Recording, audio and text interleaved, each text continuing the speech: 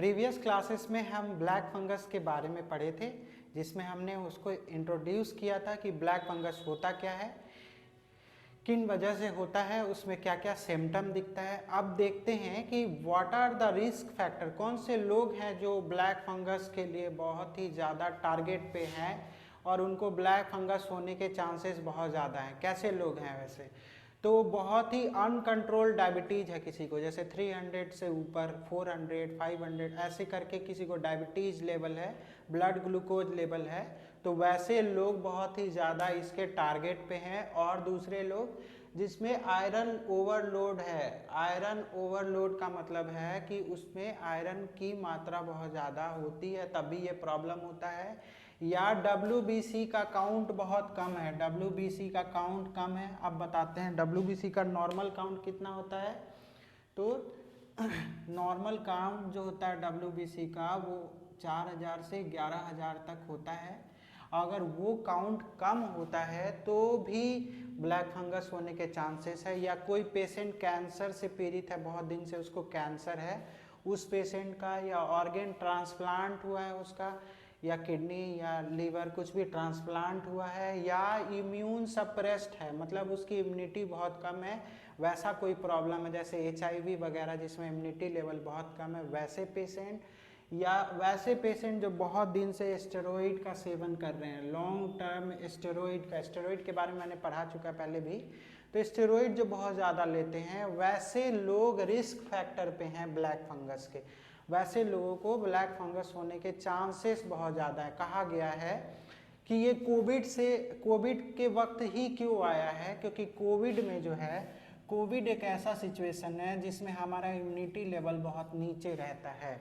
और पहले इसके रिस्क फैक्टर में देखिए, आपको इम्यून सप्रेस्ड लोगों को ज़्यादा होता है, मतलब जिसकी इम्यूनिटी कमज़ोर है उसको, मतलब कोविड हुआ है यानी इम्यूनिटी कम है तो उसको ब्लैक फंगस होने के चांसेस ज़्यादा हैं।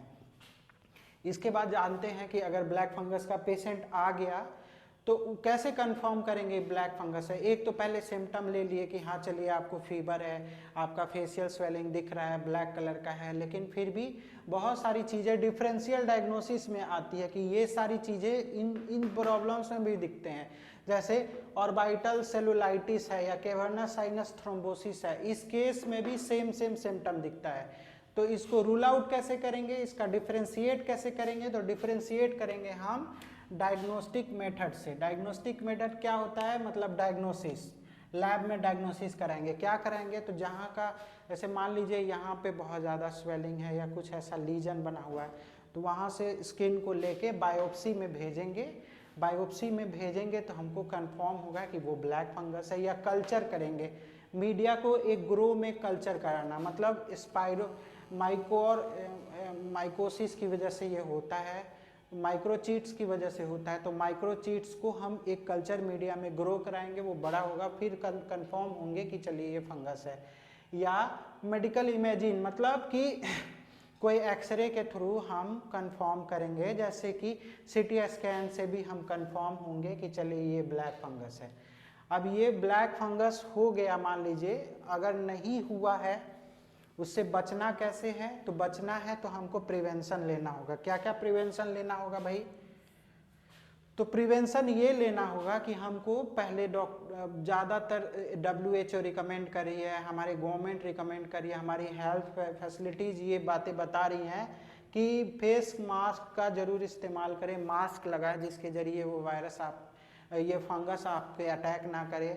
और ऐसे बिल्डिंग जो वाटर से डैमेज है वहाँ का सॉइल वगैरह का ना यूज करें, क्योंकि इसमें ब्लैक फंगस हो सकता है। और क्या हो सकता है, गुड डायबिटिक कंट्रोल, मतलब ये डायबिटीज़ के पेशेंट को ज़्यादा रिस्क फैक्टर है, इसीलिए डायबिटीज़ पे कंट्रोल रखना बहुत ज़रूरी है। ब्लड ग्लूकोज लेवल को हमेशा मॉनिटर करते रहना है कि ये कम रहे, स्टेरॉइड का यूज़ नहीं करना है। और वैसे पेशेंट जो बहुत ज़्यादा रिस्क फैक्टर पे, जैसे कैंसर है या डायबिटीज़ है या फिर वो स्टेरॉइड लेते हैं, वैसे पेशेंट और बच के रहें इन सारी प्रॉब्लम्स में। तो ये हुआ prevention, prevention is better than cure, तो प्रिवेंशन पहले आया है, मतलब कैसे हम बच सकते हैं। इसके बाद आते हैं कि अब अगर हो गया, पेशेंट आया, तो उसका इलाज कैसे करना है। तो सबसे पहला इलाज का क्या करेंगे उसको, तो उसको हम करेंगे इन्फ्यूज करेंगे नॉर्मल सेलाइन से, NS इन्फ्यूज करेंगे, NS पानी चढ़ाएंगे जिसको नॉर्मल भाषा में बोलते हैं, नॉर्मल सेलाइन इन्फ्यूज करेंगे।